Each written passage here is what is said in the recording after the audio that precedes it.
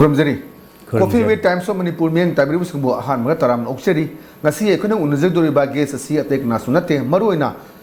Radio da quite give a Menchatpa, Adumba, Hero Musueba, my Conjel Langau, the Balataba, screenplay writer Musuoiba, Aiba Musuoiba, actor Musuoiba, director Musuoiba, Miam quietly Pamnaba, Hazuku Pamnariba, none other than Sri Ningombam Medhajini, Han Muteda Tamutaram Oxeri. Kurumzari. Maruina Koi, Times of Manipur, satellite channel, see Hokiba, October Tang, Anida, Manipur Chief Minister N. Birena, Akoi Sanga Vidana, Mr. Lonston Hausi, Trivial Lebak, Funito Matakasu, Yamufang. Shugumba Manipur, Ahanba, satellite channel, Manipur, the Lonston process, said the actor Moina, artist Samoina, director Moina, Kari Hobi. Masigi Nuai Baside, Hypum Kanke, Yamunai Zakre, Henesupak talks of Torpa. Manipur, Manipur, Guamada, country, Kayani, Hibasisu, Nuibani, Henasu Youngsano, Basida artist, Amo, begin Nuiza City. Sino covered of Dori City artist and at sports, Kikari, Yampaks Augrava, Adubo, Yamnuagre, Manipuri, Ahanba, Harris, the Matung, Kayamas Matung, Luxanu, Aduba, Kuye. Tom Simaksu Hen Paktok Topa. I would Oisano, Aduga Masigi Nuaizaba, Haidagati, a Hypum Kangi, Wahina Pongopungam Zedre, Hibatare. Yamunaize, Adumba, Tagat Biba, Times of Manipur, but how dancing. Maruna, Tamona, Kamain Togna, radio gilums, the Zangibono, Conjel Numpa, the Gitangatraga, Art Pupams of the Chanka, Nangasi. Noel Potasu Tableman, Hibasigi, Yambung Saki, Bagi, Rosing, a sea powder, Kuki, Yumtong, Tonguting that Mikagina Konga Ziboda, Kongom, the sing the lady. Come on, it's on the radios. Radio Pamjaba, Film Pamjaba, Radio Tadring, a digi, Film Siangang, when a young Bahoba, Film Adum Pami, Radio Sudum Pami, Ado Aina Radio Pamasi. Ekoi lekai da radio pusin basi ekoi imung ihan hali 1959 ado akoi gi pusin dringai sida maning da ekoi gi ega BC waramba Manipur University gi ega Nanda Kumar hogi radio sina ekoi de gi mu hali masde Akashbani Imphal leramdri Akashbani Guwahati de gi drama lakpagase ekoi sarga de gi lakpadona ekoi da Pauba, Soyon Nadana, Nundangi, Merata, the Toba, Aku Kabuk, I walk Yam, Nakogi Balbuka, Yam Yoba, Sataka Yam, but I did like Balbuatani, again and the Kumar who the Tawi, a Koya Sangang when the Soyon Gisayan and a Kotana Adra, a Kogi Palita, the Bunumita, Mam Dramata, and it's Jensengi. I see a Kogi Manapara. I know some he can't return to loan and a letter me, Manunda. Drama do a hexangi baga, Minitrama Gumbagini, Nundang the Pukayama, you to Minitrama Labani, Akaspani Goatise, other Kuna Ying Badu Ying by Radioni, Equigi, Radioni, Tare, Matikra Tahawi Dramado, Saragati Lapudo, Tongi hung in Lubungamdre, Machikara hang Bado, Aduda Tavani. Adrigil Shalapadura, drama announcement, Pigraga. Drama announcement, Pigraga, Kenotawi, Wiziki Madura law announcer, Waribadu, Kogi, Sandamgi, Taimu, Gopalni, I Kanjere. Lauri, Adu Haying, Nubidang, Punteren, Makaita, Matamda, Bharotki Pradhan Mantri, Sri Jawaharlal Nehru, the Wangangani, Kokanika, Lautopa. Adusudum Pazay, Adusudum, no, I don't say Sargadilla, Kodum Kanjaba, radio, but radio Pamba Hokibasi, Adum Hogre, Drama Sudum Yawning is. I radio is Habo by Sanginki, Drama Hero and a Buddhisakpa Yogi. Aduga, radiogi, Hogi Kalakar, Saisapo and a Buddha lazy day, tried it Ogi, Aduga. Drama Yaure, say make, Eva Yaure, announcers were me, announcer were me, in Razi, announcers who Matia Madum, announcer were visited in Razi, Hindi, with the Brian Kale. And my Dogdana, Panaquino were me, radio is Hangase. Radio is a quite a good Nungagiba, Kogi Sagi, nungalabsu thabalei manangi nungalabsu thabalei manam haiba hoi moirang teminaung ni iba ibado madugi de am phajaba dialogue ama tamogi leiba adu ningsangi bra adu mati amtang haiba yaba gitu drama si ai phanayamna kumma mani dulwana ayamasi ningsingdi ningsingasu akogi drama amagi dialogue ka drama amagi dialogue ka hek punsinabagumba hek tawi ama ngangi da samjinaki gumba admai tawduna adu masida yam nungairi badi kogi kaino akogi thoi se ai ga pannari ba man heroine hai tare thoi di hawdul bawsi pharam badra khali madi akogi public performance tawriba akogi lekai da kari da sei rubra gi tawriba mayam se da madi sigi dialogue se ayam tamna ngange bojik se adudagi akoi lekai da अखोई लेकाई की हंथेम लेकाई की community hall तो तौबा आहु की बेसही form मदरा form दबसी यारी अदा आईदी सही दु ताबा मासु खंगना बनिना अमा मई कायदना आईदी एगी युमथक्सिदा अवांग ओलगा फजन ताले माना सुम हैप्पी अनाउंसमेंट पिरमगा मा लौथोरे एबो माना यामबोंग हना आई ड्रामा सिदा माने उन यंबुंग कौरी मिलो ऐसी ऊबोई लिंगे बा ऊबी नतर का जो लाओ कदो लेदिनो कायना हावरगा जी थाबलेसु तपथाद्रे थाबलसु पथाद्रे दु तौदे काना ngang an mai dialogue ma'am the माना सुम ngang दन खोतना तौबा यमुंग अलमाई तौबा सुम ngang थरक पस आई नोक्सु नुंगसु नुंगाई माना ngang पदो मानि सिफासी हम पूरे मानि लुम कुति कुति जगह म द सुयता ngang बा नोमना जेन डांस एकेडमी दा आइसु कंपेयर होइदना कंडक्ट तौना तौलमी कोई बिजो कोई जम होय मैम यावदन खोन तना तौबसिदा अदरगी इसैगिदना मा तहले आइना बाबू की ममांग द फमगा लेइदना माना सुम ngang-thare ngasidi yamung mangna mang de lengsin birabaniना का हायरागा मखासि चथरे आई नुंगसिनुंगनि हायबे कनोदुनी अद माना डायलॉग ngang-thare पसे अदु केनोने अदु मादि लोनि चिंफापु बाइदि मतेक मया चिंफापुना तौना मतेक अमदंग नंसिंगिब्रा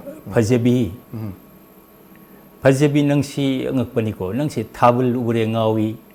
थाबल फरे ngawi सनारी लेसा तमे ngawi लेचेन पाइरे ngawi लेरांग द खुइमु तोंगी ngawi खुइमु पाइथोखरे नमित नपी तागे नंग नुंगाइ तबो फोंदुप ngami sungang खपसे आइसे बसे लोनमक्से आई चिंफा पुदबनिना फजे मते अमा थम्बिबा अदु माइ तौदना ngang ba khotpa sikharana tana ai ningsing lera khar thorkani aduga Azigi kano si tamunda radio drama si radio lila haiba tai drama si ke amna sanami re bogda maming pan radio lila si aigi kano da sigi kano 2000 kano ne 9 gi kano da 2000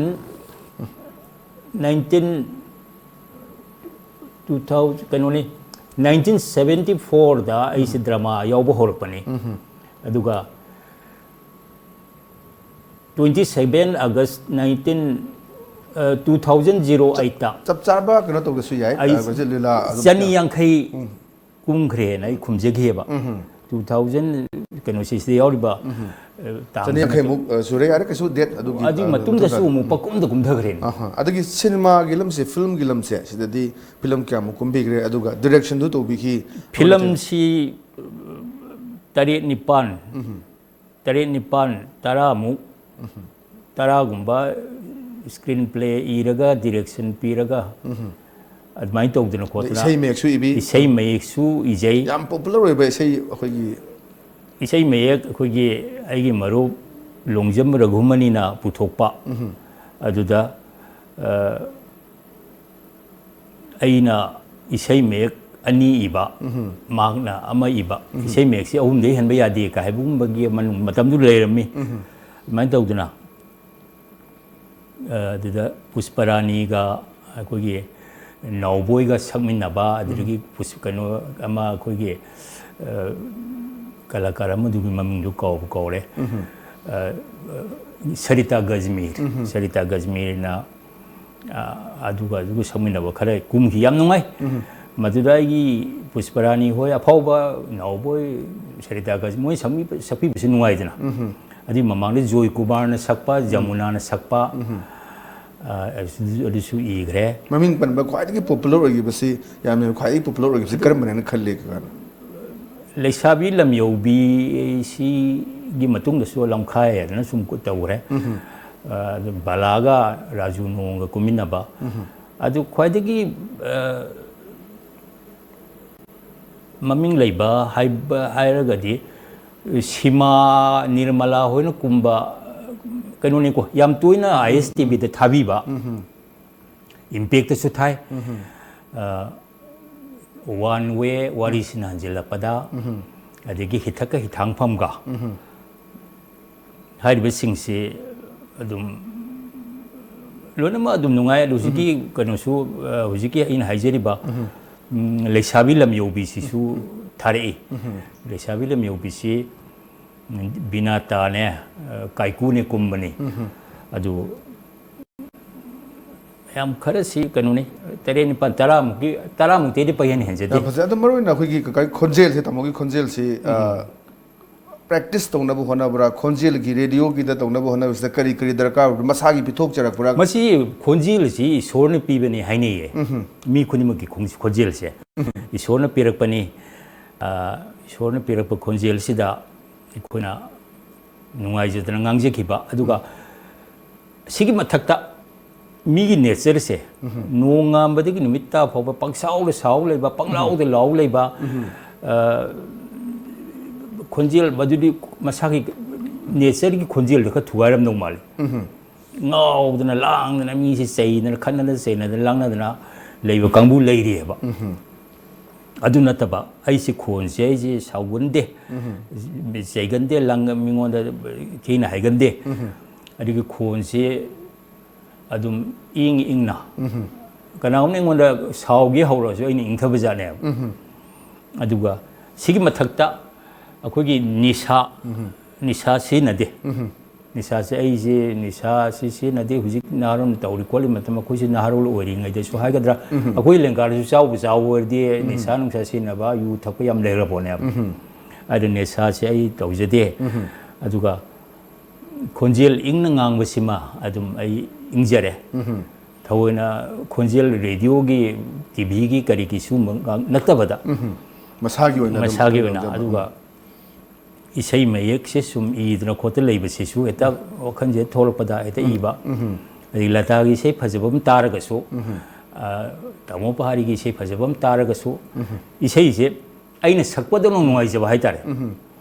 ꯑꯩꯅ ꯁꯛꯄꯅꯤꯀꯣ ꯈꯜꯂꯒ ꯅꯨꯡꯉꯥꯏꯖꯕꯗꯣ ꯃꯥꯅꯦ ꯑꯥꯔꯠꯀꯤꯁꯤꯗ ꯊꯃꯣꯏꯗ ꯑꯗꯨꯝ ꯌꯥꯎꯔꯒ ꯂꯥꯛꯄ ꯃꯔꯨꯑꯣꯏꯅ ꯇꯥꯃꯣꯗ ꯂꯥꯛꯆꯅꯤꯡꯁꯦ ꯃꯈꯥ ꯇꯥꯅ ꯑꯩꯈꯣꯏꯒꯤ ꯃꯇꯝꯗꯨꯒꯤ ꯐꯤꯂꯝꯒꯤ ꯇ꯭ꯔꯦꯟ ꯍꯧꯖꯤꯛ ꯐꯥꯎꯕꯗ ꯐꯤꯂꯝ 7-9 ꯗꯤꯔꯦꯛꯁꯟ ꯄꯤꯗꯨꯅ ꯃꯌꯥꯝ ꯑꯃ ꯄꯨꯊꯣꯛꯄꯤꯔꯦ ꯑꯗꯨꯗ ꯂꯩꯔꯝꯕ ꯐꯤꯂꯝꯒꯤ ꯇ꯭ꯔꯦꯟꯗꯨꯒ ꯍꯧꯖꯤꯛꯁꯤꯒ ꯀꯔꯤꯗ ꯈꯦꯠꯅꯕ ꯎꯕ ꯐꯪꯉꯤ ꯁꯨꯝ ꯐꯤꯂꯝꯒꯤ ꯇ꯭ꯔꯦꯟꯁꯦ ꯍꯥꯏꯗꯤ ꯈꯔ ꯊꯥꯏꯅ ꯑꯣꯏꯔꯞꯀ ꯍꯧꯖꯤꯛꯀ ꯈꯦꯠꯅꯩ ꯑꯗꯨ ꯍꯧꯖꯤꯛꯀꯤ ꯍꯥꯏꯗꯅ ꯍꯥꯟꯅ ꯍꯥꯏꯖꯔꯗꯤ ꯍꯧꯖꯤꯛꯁꯤꯗꯤ ꯌꯥꯝ ꯆꯥꯎꯈꯠꯂꯦꯕ ꯌꯥꯝ ꯆꯥꯎꯈꯠꯂꯦ ꯑꯩꯈꯣꯏ ꯐꯤꯂꯝꯁꯤ ꯇꯧꯔꯤꯁꯤꯡꯁꯤ ꯌꯥꯝ ꯆꯥꯎꯈꯠꯂꯦ ꯑꯩꯈꯣꯏꯒꯤ ꯐꯤꯂꯝꯁꯤꯗ ꯍꯧꯖꯤꯛꯀꯤ ꯇꯦꯛꯅꯤꯛ ꯑꯩꯈꯣꯏꯒꯤ ꯀꯝꯄ꯭ꯌꯨꯇꯔ ꯑꯗꯒꯤ ꯆꯥꯎꯈꯠꯂꯕ ꯃꯌꯥꯝꯅ ꯃꯤꯠꯀꯤ ꯀꯨꯝꯍꯩꯁꯨ ꯌꯥꯝ ꯅꯨꯡꯉꯥꯏꯔꯦ ꯃꯤꯠꯀꯤ ꯀꯨꯝꯍꯩ ꯅꯨꯡꯉꯥꯏꯔꯦ ꯑꯗꯨꯒ ꯑꯩꯈꯣꯏꯒꯤ ꯇꯧꯔꯨ ꯊꯕꯛꯇ ꯑꯩꯈꯣꯏꯅ ꯅꯤꯡꯕ ꯊꯨꯡꯕ ꯍꯥꯏꯇꯥꯔꯦ ꯁꯤ ꯎꯠꯀꯦ ꯁꯤ ꯇꯧꯒꯦ ꯗꯤꯖꯥꯔ ꯁꯥꯒꯦ ꯁꯃꯨꯗ꯭ꯔ ꯁꯥꯒꯦ ꯂꯣꯏꯅꯃꯛꯁꯦ ꯇꯧꯕ ꯌꯥꯔꯦꯕ ꯑꯗꯨꯅ ꯑꯩꯈꯣꯏꯒꯤ ꯆꯥꯎꯈꯠꯄ ꯍꯥꯏꯗꯨ ꯑꯣꯏꯕ ꯌꯥꯝꯅ ꯆꯥꯎꯈꯠꯄꯁꯤꯒꯤ ꯃꯇꯤꯛ ꯑꯩꯈꯣꯏꯒꯤ ꯑꯥꯔꯇꯤꯁ ꯌꯥꯝ ꯊꯣꯛꯂꯛꯄ ꯔꯥꯏꯇꯔ ꯑꯐꯕ ꯌꯥꯝ ꯊꯣꯛꯂꯛꯄ ꯑꯦꯛꯇꯔ ꯑꯐꯕ ꯊꯣꯛꯂꯛꯄ ꯃꯌꯥꯝꯁꯤꯅ ꯑꯩꯈꯣꯏꯒꯤ ꯅꯨꯡꯉꯥꯏꯖꯕ ꯍꯥꯏꯕꯗꯨ ꯑꯣꯏꯔꯦ ꯑꯗꯨꯅ ꯍꯧꯖꯤꯛꯀꯤ ꯊꯥꯏꯅꯒꯤꯗꯤ ꯑꯩꯈꯣꯏꯅ ꯕꯦꯕꯥꯔ ꯇꯧꯖꯩ ꯊꯥꯏꯅꯁꯨ ꯐꯖꯩ ꯊꯥꯏꯅꯒꯤ ꯐꯤꯂꯝ ꯀꯌꯥꯗ ꯍꯧꯖꯤꯛꯃꯛꯁꯨ ꯐꯥꯎꯔꯤ ꯍꯧꯖꯤꯛꯃꯛꯁꯨ ꯑꯩꯈꯣꯏꯅ ꯏꯀꯥꯏ ꯈꯨꯝꯅꯔꯤ ꯑꯩꯈꯣꯏꯒꯤ ꯑꯦꯒꯥꯁꯥꯝꯒꯤ ꯀꯔꯤꯒꯤ ꯎꯠꯂꯛꯏꯕ ꯐꯖꯕ ꯃꯌꯥꯝ ꯑꯩꯈꯣꯏꯒꯤ ꯐꯦꯁꯇꯤꯚꯦꯜꯗ ꯇꯧꯔꯤꯕ ꯃꯌꯥꯝ ꯑꯗꯒꯤ ꯍꯧꯖꯤꯛꯀꯤ ꯃꯇꯝꯒꯤ ꯅꯍꯥꯔꯣꯜ ꯔꯥꯏꯇꯔ ꯃꯌꯥꯝ ꯑꯐꯥꯎꯕ ꯊꯣꯛꯂꯛꯄ ꯗꯤꯔꯦꯛꯇꯔ ꯃꯌꯥꯝ ꯊꯥꯒꯠꯅꯤꯡꯉꯥꯏꯅꯤ ꯑꯅꯤꯁꯤ ꯈꯦꯠꯅꯕ ꯍꯥꯏꯕꯨ ꯁꯤꯅꯤ ꯑꯐꯕꯗ ꯈꯦꯠꯅꯕꯅꯤ ꯑꯗꯣ ꯃꯌꯥꯝꯅ ꯈ꯭ꯋꯥꯏꯗꯒꯤ ꯉꯥꯎꯅꯕꯁꯤ ꯑꯩꯈꯣꯏꯒꯤ ꯅꯣꯡꯉꯥꯜꯂꯛꯄꯗꯁꯨ ꯊꯥꯕꯜ ꯂꯩꯕ ꯃꯇꯝꯁꯤꯗ ꯑꯩꯈꯣꯏꯒꯤ ꯀꯅꯥꯅꯣ ꯌꯥꯝꯕꯨꯡ ꯌꯥꯝꯕꯨꯡꯒꯤ ꯈꯣꯟꯁꯤꯗꯤ ꯍꯧꯖꯤꯛ ꯐꯥꯎꯗ ꯑꯦꯚꯔꯒ꯭ꯔꯤꯟ ꯑꯣꯏ ꯂꯩꯅ ꯍꯥꯏꯕ ꯀꯔꯝꯕ ꯀꯥꯟꯗꯒ ꯀꯩꯅꯣꯗ ꯇꯥꯃꯣꯗ ꯄꯥꯈꯪꯅꯤ ꯀꯥꯏꯅꯒ ꯍꯥꯏꯔꯛꯄ ꯌꯥꯎꯕ꯭ꯔꯥ ꯀꯃꯥꯏꯅ ꯊꯦꯡꯅꯕ ꯄꯥꯈꯪꯅꯤ ꯍꯥꯏꯕꯁꯤ ꯈꯪꯅꯕ ꯑꯣꯏꯔꯁꯨ ꯑꯗꯨꯝ ꯍꯥꯏꯕ ꯉꯔꯥꯡꯃꯛꯇꯗ ꯍꯨꯏꯌꯦꯜꯂꯟ ꯄꯥꯎꯗ ꯋꯥꯏꯔꯨꯕꯗ ꯍꯥꯏꯗꯨꯅ ꯏꯔꯛꯄꯗ ꯀꯩꯅꯣꯅꯤ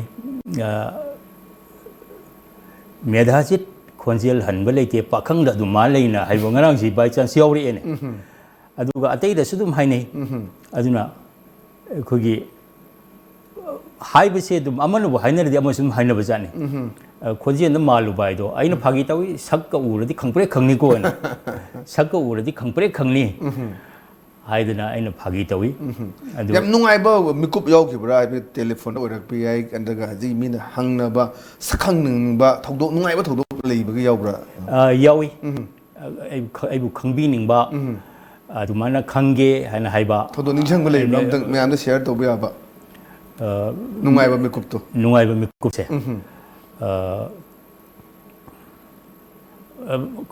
ꯃꯔꯨꯞ ꯃꯄꯥꯡ ꯑꯃꯅ ꯍꯥꯏꯔꯛꯄ ꯑꯩꯈꯣꯏ ꯁ꯭ꯋꯥꯏꯗꯗꯤ ꯂꯩꯀꯥꯏꯗꯗꯤ ꯃꯌꯥꯝ ꯈꯪꯉꯝꯅꯤꯅ ꯃꯌꯥꯝꯅ ꯀꯩꯁꯨ ꯈꯟꯕꯤꯗꯕ ꯑꯗꯨꯒ ꯀꯩꯅꯣꯗꯗꯤ ꯑꯩꯈꯣꯏ ꯑꯗꯨꯋꯥꯏꯗ ꯂꯥꯛꯑꯗꯤ ꯂꯐꯨꯒ ꯆꯨꯒ ꯌꯨꯡꯅꯗꯅ ꯑꯣꯛꯀꯗꯧꯔꯤꯕꯅꯤꯗꯣ ꯀꯥꯏꯅ ꯍꯥꯏꯕꯒꯨꯝꯕ ꯑꯗꯨꯗꯒꯤ ꯑꯩꯒꯤ ꯅꯨꯡꯉꯥꯏꯕꯁꯦ ꯑꯩꯒꯤ ꯂꯥꯏꯚ ꯑꯣꯏꯅ ꯊꯥꯕ ꯔꯦꯗꯤꯑꯣꯒꯤ ꯄꯨꯡ ꯑꯃꯒꯤ ꯏꯟꯇꯔꯚ꯭ꯌꯨ ꯑꯃ ꯇꯧꯈꯤꯑꯕ ꯑꯗꯨꯗ ꯃꯤꯅꯤꯠ 35 ꯂꯩꯔꯒ ꯏꯁꯩ ꯊꯥꯔꯤꯉꯩꯗ ꯕ꯭ꯔꯦꯛ ꯄꯤꯕꯒꯨꯝꯕꯅꯤ ꯑꯩꯈꯣই ꯋꯥꯔꯤ ꯁꯥꯟꯅꯕ ꯌꯥꯏꯑꯕ ꯑꯗ ꯑꯩꯈꯣꯏꯒꯤ ꯍꯤꯟꯗꯤꯒꯤ ꯑꯦꯅꯥꯎꯟꯁꯔ ꯕꯤꯅꯣꯗꯇꯨꯅ ꯃꯤꯅꯤꯠ 35 ꯃꯇꯨꯡꯗ ꯆꯪꯉꯛꯑꯒ ꯌꯥꯝ ꯐꯖꯩ ꯌꯥꯝ ꯐꯖꯩ ꯌꯥꯝ ꯐꯖꯩꯅ ꯍꯥꯏꯔꯕ ꯑꯗꯨꯁꯨ ꯅꯨꯡꯉꯥꯏ ꯍꯥꯏꯗꯤ ꯃꯤꯅꯤꯠ 35ꯗ ꯉꯥꯏꯔꯤꯕꯅꯤꯅ ꯀ꯭ꯋꯥꯔꯇꯔ ꯑꯃ ꯍꯧꯖꯤꯟꯈꯤꯗ ꯉꯥꯏꯔꯤꯕꯅꯦꯕ ꯑꯗꯨꯗꯒꯤ ꯏꯁꯩ ꯊꯥꯕ ꯑꯗꯨꯗꯒꯤ ꯑꯩꯅꯁꯨ ꯃꯗꯨꯒꯤ ꯔꯤꯌꯦꯛꯁꯟ ꯅꯣꯛꯅꯕ ꯍꯥꯏꯗꯅ ꯄꯨꯁꯄꯔꯥꯅꯤꯒꯤ ꯏꯁꯩ ꯑꯃ ꯈꯜꯂꯣꯏ ꯑꯩꯉꯣꯟꯗ ꯑꯍꯥꯟꯕꯗ ꯄꯨꯁꯄꯔꯥꯅꯤꯒꯤ ꯇꯨꯝꯕ ꯆꯥꯕ ꯈꯪꯗꯅ ꯎꯗꯨꯅꯇ ꯂꯩꯔꯦ ꯍꯥꯏꯅ ꯏꯁꯩꯗꯣ ꯈꯜꯂꯤ ꯑꯗꯨ ꯇꯥꯕꯤꯅꯤꯡꯕ ꯈꯔꯁꯨ ꯍꯥꯞꯆꯒꯦꯅ ꯐꯥꯒꯤ ꯇꯧꯔꯒ ꯑꯩꯒꯗꯤ ꯏꯃꯥꯟꯅꯕ ꯑꯣꯏꯅ ꯇꯤꯟꯅꯕ ꯑꯩꯒꯤ ꯏꯊꯛꯀꯤ ꯑꯍꯟꯁꯨ ꯑꯣꯏꯕ ꯏꯃꯥꯟꯅꯕꯁꯦ ꯑꯩꯉꯣꯟꯗꯒꯤ ꯍꯟꯕꯁꯨ ꯌꯥꯎꯏ ꯑꯩꯉꯣꯟꯗ ꯆꯍꯤ 5 6 7 9 ಹನ್ಬꯁು ಯಾವಿ ಮಯಾಮದಿಗೆ ಮಿಂಗ್ ಹಾಪ ಇಸೈ ಮಯೆಕ್ತುಗ ಅದರ ಮದುದ ಥೆಂಗರು ಮಯಾಮದಿ ನೋಕ್ತನ ಖೋತನ ತೌಬಗಿ ಮಯಾಮ ಅಮ ಇಸೈ ಮಯೆಕ್ತೋ ಅರೆ ಖನ್ಮನ ಐಂಗೋಂದಿ ಚಹಿದು 5 6 ಹನ್ಬ ಮಿಂಗ್ ಯೌಸಲಿನಿದೋ ಇಸೈ ಮೇನೆ ತುಮ್ಮ ಚಾಬ ಖಂದನ ಊದುನತೆ ಲೈರೆ ಚಹಿ ಫಿಲಂದುಗ ಇಸೈದುಗ ಪಾಂಗೋಕ್ತ ನೋಮಿನದನ ತೌಬ ನುಂಗಾಯಿ ಮತಾಂಗ್ ಸಿದಿ ಐನ ಫುಂಬುಫಮ್ ಖಂಗ್ರೆ ಯಾಮ್ಗ್ರೆ ಕೊಂಜೆಲ್ದ ತಾನಿಂಗ ಮ್ಯಾಮ ಲಾಕ್ಪಾ ಫೇನ್ ಮ್ಯಾಮ ಲಾಕ್ಪಾ ಹೌಜಿಕ್ಸಿ ಕರಿ ಹೊನ್ನಬಿರಿ ಕರಿ ಹೊನ್ನನಬ ಸೆ ಆರ್ಟ್ ಕಿ ಲಮ್ಸಿದ ಕರಿ ಹೊನ್ನಗೆ ಹೈಬಗಿ ಪ್ಲಾನ್ ತೌನಬ ಲೆಬಿರಿ ಆರ್ಟ್ ಕಿ ಲಮ್ಸಿದ ರೇಡಿಯೋದ कोई इसाई इबा थागी इसाई इबा अदुगी फिल्म गी कनो तौब खोपा अदमाइन तौदना खोतना कोई लेबा अदुगी होनबसीदी होननिंगी फिल्म की संगसु तौनिंगी तौरी MFDC ने सिनबा स्टेट फिल्म अवार्ड्स के कोई हौगी बसही द तौबदा अबूसू मैम जूरी जज की मेंबर हरा हरा फिल्म याब्रा है खनथरग यादे फिल्म यादे अदमाइन तौदना हजी फिल्म अतोप एम पुथोंनब प्लान लेब्रा प्लान सी लेजे अदु कुंगबदी ngamde अदगी रेडियो ड्रामा बाबू कुंगना कुंबसी रेडियो ड्रामा सु आइना इकोन बद कुंगी बसी सही फाजिलकदोर खंगदे अनी हुम कुंगी बदो लमगानु ने लमगानु अदि कुंग ngamde फिल्म गिसु दुम कुंग ngamde अदुगा सिनी पामदी पामबनिना वखनि दुम ले दुगा सही ताब खोपगी कनोदी से मेक इनिंगबा कोनिंगबा मयाम सुले लै याम अदु ओनबिबा अदुम ओना हनबिबा दु माइ पापुयो मतम Sule सेलक ngasi gi pause singda kari maru pa phongi bagi aduga artist amoina adagi actor amoina director amoina societies da kai lebagi habadu pun khamni lebo hum laksage adi hoelam powder phongi basi maru pause new delhi da pangthokpa biofest da india gi khwadi gi chawba organic trade show da manipur gi mafum kan mangam khreba paw chawna phonge india amuchu myanmar awang ba thaki mifum na la loba thengna mi yana khreba fum si khoi hoelam pause da phonge adi ireibak pause da sahi ni phu yingsin biram draba khamasum khul gi lambi lambi thongi film ubada ikai ba fawi heba Syam Kumar phongdok pa lere sana konungda khulak pasigi guest house sargani chingtam amatoina pansin na ba lenga asina honari heba Chief Minister phongdok phum ire bak to yawre Sangai Express ta lebak yo phum lak bada miyam ga tanagani heba Chief Minister phongdo e DVT scheme sing thijana paikhan libra haina yengchin khre heba pause sauna phonge sana lebak pause da indigenous brothers meet 2018 hodokre Imphal da mau kaichal sage haibada akaiba leitabra khali haiba chiamna mai wakhalon phongdok pa leire transgender sing electoral road da registration tongna bagi campaign hokre haiba pau chawna phonge pona phum pau che da rims ta sports medicine department hangdona ba ministry na ayaba pirak le haiba cm na phongdok pa leire tungda kari tholak pa ya haiba si research to bagi matam oira haiba radesham gi Education Minister ki perform laire Ichel Express ta su chama na re taran thisu ba indigenous brothers meet 2018 pangthokre community sing marakta pau phawdona ba amadi mateng pangnabana Manipur gi apun basaktam purakne ha perform CM na phongdo e ICM gi tara suba cultural festival pangthokre isana thabuk thirugi mahuta miyam gi thabuk pina bu honasi isana toribu thabuk tu kunai da kana ba pina bu honase ba Education Minister ra sam na phongdo e narol gi thongdang da mitei na wakhal khara chawtongna ubangam lebadi apun bagi saktam kana su thugai bangam loi kanglup khuding makna amat toina pansin na wakal fraud lebasi taram oi haba Chief Minister phongdo e India musung men ba leba anina lalok ba tak thok ne bada yana kre haba phomsi phongdo e maruina koi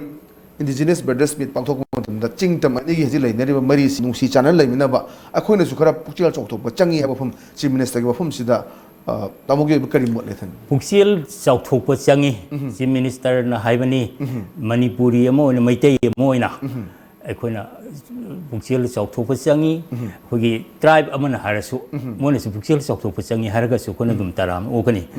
ꯄꯨꯛꯆꯦꯜꯁꯤꯗꯤ ꯂꯣꯏꯅ ꯆꯥꯎꯊꯣꯛꯅꯕ ꯑꯩꯈꯣꯏꯒꯤ ꯃꯩꯇꯩꯅꯁꯨ ꯆꯥꯎꯊꯣꯛꯄ Meitei ꯄꯥꯉꯜꯅꯁꯨ ꯆꯥꯎꯊꯣꯛꯄ tribal ꯑꯩꯈꯣꯏꯒꯤ ꯅꯥꯒꯥ ꯀꯨꯀꯤꯅꯁꯨ ꯆꯥꯎꯊꯣꯛꯄ ꯂꯣꯏꯅ ꯆꯪꯉꯤ ꯑꯗꯨꯕꯨ ꯑꯃꯅ ꯆꯥꯎꯊꯣꯛꯑꯒꯗꯤ ꯑꯃꯅ ꯍꯧꯔꯒꯗꯤ ꯌꯥꯝꯅ ꯐꯒꯅꯤ ꯆꯥꯎꯊꯣꯛꯄ ꯄꯨꯛꯆꯦꯜ ꯆꯥꯎꯊꯣꯛꯄ ꯍꯥꯏꯕꯁꯤꯗꯤ ꯌꯥꯝꯅ ꯐꯕꯅꯤ ꯃꯁꯤꯗꯤ ꯃꯁꯤꯗꯁꯨ ꯃꯤꯇꯅ ꯑꯩ ꯉꯁꯥꯏ ꯍꯥꯏꯖꯈꯤꯕꯗꯨꯅꯤ 이만하면 서로 저희는 잉타라거디 마 사오고도 마또없다 좀 잉타가라네요. 시니. 맞죠. 매드기 로셜락보다 라이리바 머니푸르기 아티스트의 필름시다 파가나바 하이바타이 하우징 필름 폴리시 부통나바 매야마 라이리 아티스트가시 마tam kuina tabak torom baba pothara matungda karimta moigi phangzada ba adu mayam su lairi swaisida artist moina director moina karimot phongdok nimle film policy habisidi soidana semba tabani film policy semagadi kyam phagani edo artist na tan mi punum na khangeba madu sembiu sarkar su hanana laulai sembiu semgadabani adugo hujiki artist singsida aina su ai interview kayam da su haije taxi khasi se kana tawba akoigi wari aphawa songi Amitabh Bachchan gi kari gi pungkhai ma pungamangan la aga magi pungning luptana magi rehearsal matom da tawjadana leiba kopi wari lei akoi swaida hayeng du pungam tang sangi haraba pare nang sangadi gi aini direction pibada nang sangagadi pung amadu kapagena madugi silangdana khotana madi kochu kulai myam loi tawre adugo hanguragadi makada nu chalena phone tawrina producer ga lawnare namu khame sigumbagi kaino si taxi khaji warpane haba aduna taxi khaji si adrigi dubbing hairo dubbing tawtaraga su aigi du kaidongi ta artist yam thoy oleyeba aigi dubbing du kaidongi mi tei to hong biganu ko aigi dubbing du kaidongi tawni haidana aigi dubbing du kaidongi tawni ai soin tawjeni haiba thawaya adugi dubbing wa kaimta palaktaba mi su leyeba artist aduna taxi khaji si yamna maruni oja guru masak khangba adrigi changi aduga taxi khasi phajana leiba changi pumna makse adi masagi sajel ngasai ni chinjak section ba ni sasi na daba ju changi masida artist tu gi matom da phaba haibado lasting oi bese phaidna asung su lei nganta hal du motion ba mai thakpa chaba section da ba yai adigi kui ni satpa artist lei nupa su nupi su adu gumbagi film da jiki manipur gi so dungai zamani aduga taxi khasi simadi amna koina yam chume adumna khoi ja mepum khuding maksi artist na te khuding makta khoi thaksi ka si yaungna dragadi aduna akai ba yam lak bani adubu yam nungai je ngasi azu times of manipur gi coffee with times of manipur de lengbi raktana wari wata khar sana jaba makhata na sum unaraga khoi tungan tungan ba pakhalak pa thabak sing su makhata lojage khoi gi studio de lak pidana saru ga bigena mo oza khana thagatseri thagatseri ngasi gi di coffee with times of manipur matanga solution jare ming tabiru singbu amukana khuram jawalena kanena bethani je